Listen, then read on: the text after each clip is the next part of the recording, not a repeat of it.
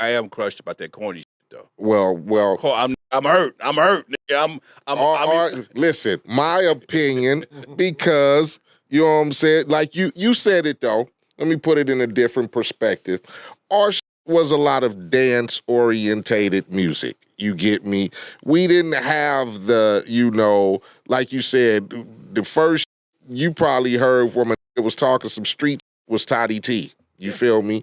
So a lot of our music was electro funk. I mean, we had break dancers, we had pop lockers and so I'll put it in that perspective. Crew Cut gave us a platform to be able to put out records because nobody else did that. I was influenced by gangster shit. I don't know why. I mean, I grew up in Compton. I was in gang banging at 13, 14 years old. Even at Our Lady of Victory, you was gang banging. Yeah. I think I know about that too. Yeah. Even when I went to Our Lady of Victory, I was gang banging. I was claiming Tragnew Park. So, I was just influenced by street, and I had a mama who worked every day hard. I had a father who worked at General Motors down in Southgate, but I don't know. It was just the niggas down the street with the hood rats and the motherfucking slanging dope. And, I think when I was coming to your crib, my cousin gave me my first deuce. So we used to come over there strapped up and 40 ounce and smoking weed and like that. And I was... But they never disrespected me. Oh, no. We never disrespected Lonzo's place. That's all I ever asked for. Whatever side you rolling with, that's cool. No, we never brought because it was a gang of from different sides. Yeah. But yeah, we got along with everybody up there when we would be there. We never had no confrontations or nothing. Now some did follow me over there one day. But when I pulled up at your spot and they knew it was your spot, they was like, all right. But yeah, it could have been vicious. Cause we was gangbanging. And that's why I've always stayed neutral to, I know where I live at. Yeah. One side is blood, one side is Crip. Yeah. And okay. I just happen to live in the middle. Okay. You in the neutral zone. And both of them know me. All of them know me. Okay. And I used to come up 120th and you come up 120th. It'd be some nigga. They follow you right over there.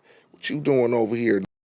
And they see where you at. They like, oh, all right then.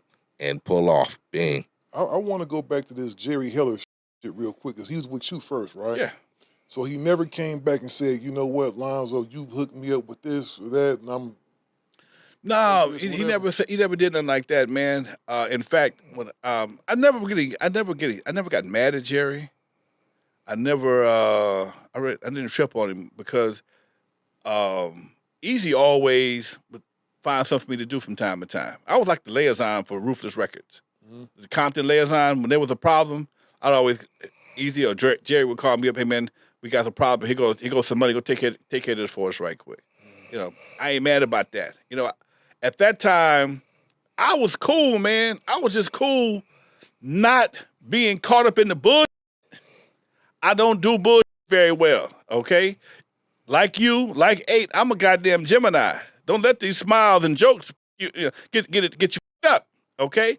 So I didn't want to put myself in that position. The one time I met with Suge, I had not really a problem with Suge. I had an interaction with Suge. It was like, dude, I ain't that one. I'm cool, but I ain't that one. Mm-hmm. And we shook hands, walked away from it, left it alone. Jerry Heller was one of them cats, man, that he had a lot of connections. It was more advantageous to be on his good side than his bad side. He was a vindictive motherfucker. He could be very vindictive, okay? Mm-hmm. And if I needed something, I can call him up. He can give me a referral, connection, blah, blah, blah. When I had to turn off the lights, even though he wasn't my manager. Oh, yeah, he was my manager. We went around and did shop the deal, okay? When it came to Easy them, I didn't think that was going to fly, Doc. Because Jerry hit me up a few days after that situation went down. And he asked me, says, Lonzo, how does a Jewish man from the Valley represent a group from Compton called Niggas with Attitudes? And I told him very carefully. And I didn't think the relationship was going to work. I swear to God I didn't. Because Jerry was used to dealing with me, Egypt, and Rudy, and some other folks. Easy was a totally different situation. Easy carried his money in his sock. Easy would have, look like he had an ankle bracelet on sometime. He had so much money in his sock. Paid in cash, everything. And once Jerry realized that he had something that was workable, I felt that he may have taken advantage of them because understand this, Jerry always, this is something I learned from him. I never got sued. If I'm a crook, why nobody ever sued me? Simply because once you sign the contract, nigga, you agreed to that shit. Yeah. That's the deal. You can't go to the judge crying now because you didn't read the goddamn contract. So when I talked to Yella about the situation, he's probably the main one I stay in contact with. You know, he got some money, but nobody got what they deserved. Even Dre didn't get what he deserved because when they first formed NWA, it was supposed to be a partnership. Okay, it was formed in my living room. They got the name, they came up with the name and concept at Arabian Princess Pad, but they started talking about the deal at my house because I kind of had a little input. And Easy wanted to start a record label. He wasn't going to be on the label. He wasn't going to be an artist. He wanted to put the money behind the project. Just people forget about this kind of shit. He was going to put just like you saw in the movie, him just wanted to be a label owner. HBO, the guy, Homeboys Only, coming to the pad. That happened at my house for real. And so them niggas really told Dre that shit garbage. They didn't like it. They was from New York. Cars didn't hop in New York back then. Mm-hmm. So people forget all this shit, and it was a different time. This shit is not, you can't compare today to 1985, 86. Because it's two different worlds. Yeah. We still, even NWA, like I said before, they still had to do records like Something to Dance To and Panic Zone, which were produced by Arabian Prince, that if you put some breathing on this, it could have been a Wrecking Crew song, just to get on the radio because it hadn't been accepted yet. It hadn't transitioned over yet. It hadn't transitioned yet. Good looking. It hadn't transitioned yet to the gangster shit yet. When Easy wanted me to help him, and Easy wanted me to get him to Greg Mack, because Greg Mack was my guy. Greg Mack, and Roger. Me and Greg Mack had a business arrangement. Roger was our competition. Roger and Uncle Jam's Army, because they was dissing everybody. That was our attitude. Greg was bringing me acts of Dudos, LL Cool J, New Edition, all kind of every weekend we had somebody different at Dudos because Greg was hooking this shit up. We was making money. He was playing our records on the radio the whole 9 yards. We had a hell of a thing going on. If he had them on Dudos on Friday, and Sherman Square Roller Rink on Saturday. We was killing that. And then Easy wanted to get in the mix, but he was cussing on the record. So that's when you started getting all the reverses and the beeps. That was the first time it happened. Records was a big deal back then, dog. Yes. Definitely. Yes. That was a big deal back then. I even heard motherfuckers saying you can go to jail for that. Yeah. That was a big thing back then. Look, the scene in Straight Outta Compton, when I get on Dre's ass, the real story behind that was because at Dudos, I'd hired off-duty cops to be my security. Dudos is right next door to Pyru.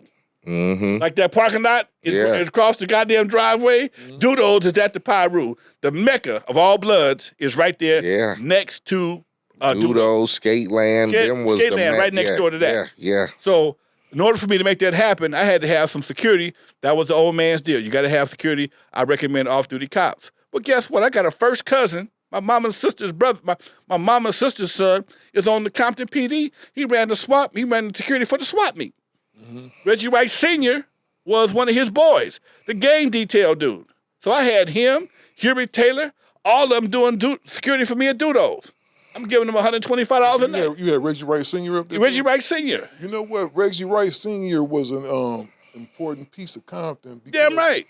He was one of the first people that really exercised the community policing to where he wasn't just throwing motherfuckers in jail. Right. He would talk to motherfuckers. Right. He would take your pistol from you now, whatever, know, if you had some shit. But he wasn't just so quick to throw a motherfucker in jail. So when cats came to Dudos and saw Reggie, oh shit, this motherfucker know me. Everybody in line. So we had something at Dudos, me and Greg had something that you couldn't fade. You couldn't fade if you wanted to. And this just blew up. And this is how it started developing. But Jerry Heller didn't understand the all the different parts that was making it happen. So because I had Greg back, me and him still tight to this day. I got Dudos and I got Macola. We got a trifecta. We making our own records. You can airplay on the radio, and we got a place to perform at. So everybody's coming taking their chances, coming to Dudos to perform. Mm-hmm. So that was my forte, and over everything was providing platform. Because if I start doing too much management, I can't do it. I got to stop and do some other shit. No.